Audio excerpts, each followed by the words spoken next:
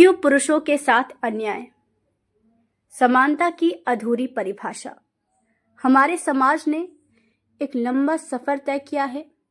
वो समय याद कीजिए जब महिलाओं के साथ अत्याचार होते थे।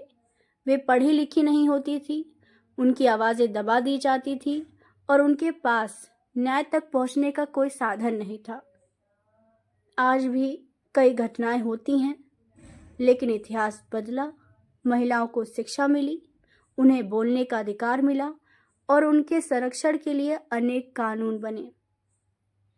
डोमेस्टिक वायलेंस एक्ट, मेंटेनेंस का राइट मिला, पोक्सो एक्ट और भारतीय न्याय संहिता के अंतर्गत यौन उत्पीड़न व बलात्कार के कठोर दंड, इन सब ने महिलाओं को सशक्त किया और उन्हें सुरक्षा और आत्मविश्वास दिया। लेकिन आज सवाल यह है कि क्या सुरक्षा का अधिकार केवल एक पक्ष का विशेषाधिकार बन गया है? क्या पुरुषों की पीड़ा, उनका मानसिक और सामाजिक संघर्ष किसी को दिखाई नहीं देता है? पुरुषों के लिए कौन से कानून हैं? आज का पुरुष एक अनकहा भय लेकर जीता है। कहीं झूठे मुकदमे में न फंस जाए, कहीं किसी आरोप के कारण उसका सम्मान, करियर और परिवार सब कुछ न टूट जाए। समाज में कई उदाहरण हैं जहां विवाह के कुछ महीने या साल बाद पत्नी मायके लौट जाती है और पति के विरुद्ध धारा 125 सीआरपीसी, 144 बीएनएसएस के अंतर्गत भरण पोषण का दावा करती है और अन्य प्रावधानों के अंतर्गत आपराधिक मुकदमे दर्ज कर दिए जाते हैं। ऐसे में उस पुरुष पर भारी मानसिक और आर्थिक सामाजिक दबाव बन जाता है, जो जन्म से ही परिवार के पालन पोषण, घर चलाने और समाज में प्रतिष्ठा बनाए रखने का बोझ ढोता आया है और अब उसी की मेहनत की कमाई का एक बड़ा हिस्सा उस व्यक्ति को देना पड़ता है जो उससे अलग रह रही है या जिसने उसे झूठे आरोपों में फंसा दिया है। भरण पोषण कानून के 3 कठिन सत्य। कानून कहता है यदि पत्नी कुछ परिस्थितियों में स्वयं जिम्मेदार है तो उसे भरण पोषण का अधिकार नहीं मिलता है, परंतु इन तथ्यों को साबित करना लगभग असंभव होता है। यदि पत्नी किसी अन्य पुरुष के साथ अवैध संबंध में है तो उसे अपने पति से भरण पोषण भत्ता नहीं मिलेगा, पर इसे सिद्ध करना अत्यंत कठिन है।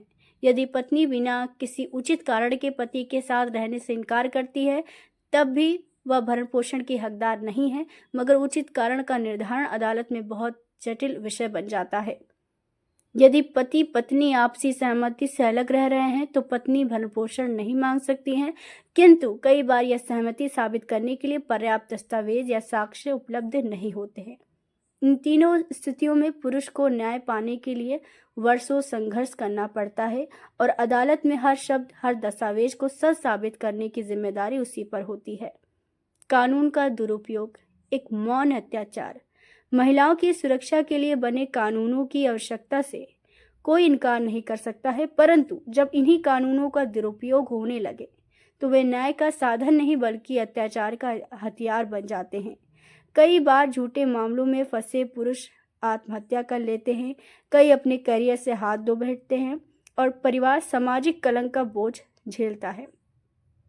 राष्ट्रीय अपराध रिकॉर्ड ब्यूरो के आंकड़े इस दर्दनाक सच्चाई को उजागर करते हैं। साल 2022 में भारत में 83,713 विवाहित पुरुषों ने आत्महत्या की, जबकि उसी वर्ष 30,771 विवाहित महिलाओं ने आत्महत्या की।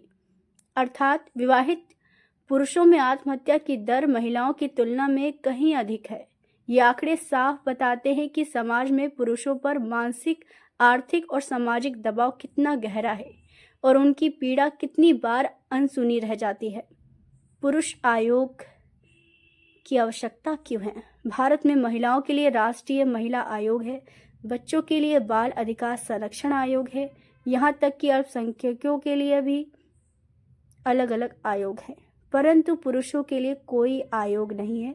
कोई ऐसी संस्था नहीं है जो पुरुषों की समस्याओं पर नीतिगत रूप से कार्य करे, जो झूठे मुकदमे में फंसे पुरुषों को कानूनी सहायता दे या समाज में उनकी मानसिक सेहत और पारिवारिक विघटन और आत्महत्या जैसे मुद्दों पर गंभीर विमर्श करे।